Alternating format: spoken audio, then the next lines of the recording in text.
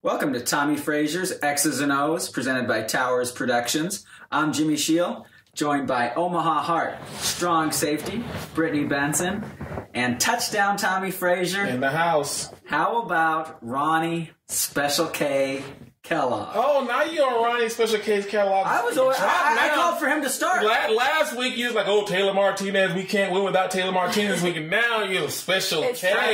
No, there is no timeouts. There is no timeouts. For Ron to start this game. No, I asked you a simple question. Who was the better quarterback? Taylor's not healthy, I guess. It doesn't matter. I said for last week, you said, well, Taylor. I said, it's not healthy.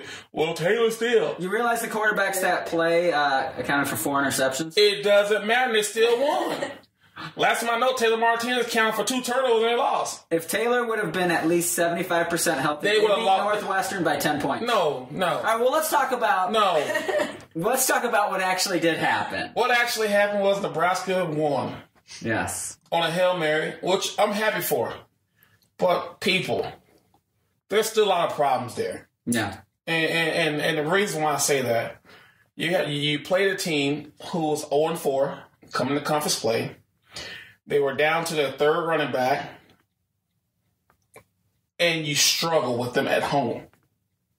And actually you were down 21-7 and 21-14 at halftime, and then took an interception return for a touchdown to actually tie the game up. To me, there's still a lot of problems there. You know, so let's be happy because they won. Mm-hmm. But did that truly answer the questions about this team? Yeah, I think they dodged a bullet because you mentioned they got down 21-7, and it looked like Northwestern they were going up and down the field.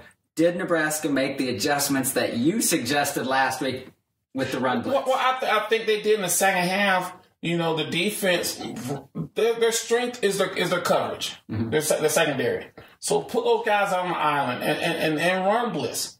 Northwest is not known as a team who's going to go up and down the field and throw the ball for 500 yards. So your number one objective is to stop the run. Mm-hmm. And in the second half, which is what I suggested, the week before, they'd done the same thing versus Minnesota, we probably won that game. Mm-hmm. They ran blitz. They blitzed on the run and put Northwestern in positions to where they had to throw the football, and they couldn't. And so, I mean, maybe that's the formula from here on out because teams know that Nebraska's weak spot on defense is running the ball against them, so they're going to try to pound them. So I think you carry this from here on out. You live and die by the blitz on the runs, and then you play coverage on the downs they have to pass. Mm-hmm. I mean, kind of basic football, stop the run and go from there. What do you think on the linebackers part? Because that's kind of been the roller coaster part. I think it still is a roller coaster. I think they play on linebacker by committee to where when the 30 defense, you bring Micah Rose, I think his name is Micah Rose, out, and then you put Banderas in there along with Gary, along with Santos. You know, I'm one of the old traditional fashion guy that my starting 3 linebackers stay on the field. They should be able to stay on the field. Mm-hmm. Now, I can understand moving, taking Sam Backer out because he's usually covering the tight end when teams go 4 wide or 5 wide. But when you're taking out 2 of your linebackers and putting in and have to do that consistently, there's a flaw there. Mm-hmm. Maybe I would never talk about players in a bad way. Mm-hmm.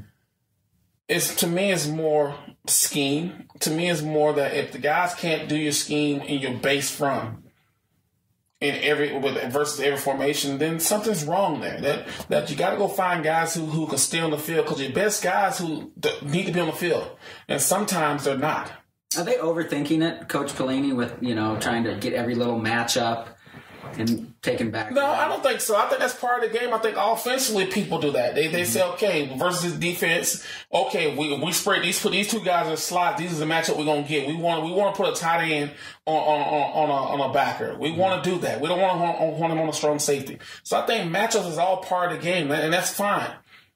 But when you have to change and interchange and you don't get guys calls and you get guys looking at the sideline, wondering what's going on, you're using more timeouts, something's wrong with that. I'm still a firm believer. Get guys out there, call a defense, and let them play the game. Keep it simple to where they don't have to think. And you still see guys think a little bit. And that's why you see them getting gashed a lot of times on the run game, because they're not making the right fit. So, I mean, just continue keeping it simple. Run, blitz. Because Deontay Evans, we hadn't said much about him. We hadn't said much about him all year, with the exception of the first couple of games. But without him and his blitz and the way he tackled, we would have lost this game by a lot more. It wouldn't even been that close. Mm-hmm. They would have capitalized, because even though it was 21-14 at half, it didn't feel like it was that close. It felt like we were down by about 21 points, because that's the way we played both sides of the ball. Defense didn't play a spectacular first half, and offense sure didn't play a spectacular after the first drive.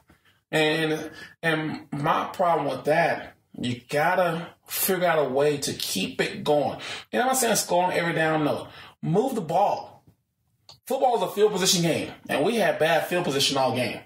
That's the only way that gets flipped, is by getting a couple first downs. Get a couple first down, punt. Yeah, punt the ball. Keep your defense off the field. Let them get rest. And defense, don't let them drive the ball down and then punt and then force the offense in the hole. Get off the field. Yeah, Brittany, anything from the social media questions? Oh, everybody's still talking about RK3's big Hail Mary. So they want to know, were you ever involved in a game situation like that? Well, I was involved. I have to go back to high school. Yes, I was involved in a situation like that, and it didn't work. Okay. So I'll say, but it's one of those deals when you look at it, that play probably is 1 out of every 20 that it's going to work. Or less. Or less. But I'm going to say 1 out of every 20. And there's only a few times in college that I can remember that it actually happened. And the Doug Flutie pass versus Miami, and then the Cordell Stewart pass versus Michigan, and then the Kentucky LSU pass. Where Kentucky went to score, and I think it was like Les Miles' second or third year at LSU, and they were on the road and they threw a Hail Mary. Other than that, it's a play you do practice every week. Now, do you practice it every day? No, but on your Thursday day when you're going through walkthroughs, you practice it, and hopefully that it works. But it's one of those deals where it's a hit and miss. And it worked out perfectly to where they threw it got tipped back, and you had a guy in position to catch the ball. And Nebraska did have it happen to them against South Carolina in the... That's right, at halftime, wasn't it? At halftime they did it. It happened the same way where... Is there one thing you can pinpoint that Northwestern did wrong, or it was just bad luck all the way around? The common rule on any play, that's one thing, but don't let a guy behind you. Oh, yes. That's the number one. Don't let a guy behind you, because if the guy catches the front, you still can tackle it. And two, don't go for the interception, knock it down. Well, sometimes you can't knock it down, but you let a guy behind you, and he tipped it back, and the guy was there. And that was the perfect storm. Everything happened that needed to happen in that play. And Jordan Westerkamp, he gets a lot of credit for having great hands, but that really didn't. He just was in the right place. He was in the right place at the right time. So it wasn't, but he does have great hands. He does have. He probably has the best hands on team, in my opinion. But he made some catches in that game that showed that he's going to be a guy around. He's going to be a guy. But once again, he was in the right place at the right time, and it worked. Kudos, because I promise you, they worked on that play and they executed it, and they probably worked a couple times in practice. But happening in a game situation, it's very rare that it happens. Very rare. Yes. Ron Cadlock had told the Big Ten Network that he hadn't practiced it since week 2. So it had been a while, and so the fans... Well, maybe he hadn't practiced it, but the other quarterbacks have practiced. Yeah, that's true. Who would you give MVP of the game to? Fans are wondering. I'll give it to the defense. I'll give it to Gregory and Moss. Yeah. Because in the second half, those guys really turned it up, and they played well. And if you want me to put it on offense, of course, Amir. That's their bread and butter. Get a ball to him. If he has to run the ball 30 times, Bond can do it. But Gregory and Moss, those two guys was the one that gave the defense a spark and the big play. You have to give it to those guys. You're watching Tommie Frazier's X's and Os, presented by Towers Productions. And Tommy, with a couple weeks ago, we mentioned about Gregory having a bit of a coming out, that Nebraska needed that other guy, and Moss stepped up. What about his pick six? Well, I'm going to say this right now. We're going to go to the video version, the audio version right now. And so if you want to hear my comments on that, stay tuned to the audio version. We will be covering both sides of the ball. You can check out the extended version on iTunes /Touchdown Tommy, and also on SoundCloud. So, Gregory, your thoughts?